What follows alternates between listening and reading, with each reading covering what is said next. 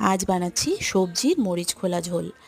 প্রথমে আমি এখানে মটর ডাল সারাতে ভিজিয়ে রেখেছিলাম, সেটাকে আমি এক টুকরো আদা আর নুন আর একটু চিনি দিয়ে পেস্ট করে নিয়ে বড়া করে নিয়েছি। বড়াগুলো হয়ে গেছে। এবার আমি ওই তেলের মধ্যে একটু কালো জিরে ফোড়ন দিলাম। এখানে আমি যা যা সবজি নিয়েছি আমি লিখে দিচ্ছি, তোমরা চাইলে যা ঘরে সবজি আছে নিয়ে ইউজ করতে পারো, কোনো অসুবিধা নেই। তারপরে চাপা দিয়ে দিয়ে ভাজতে থাকবো।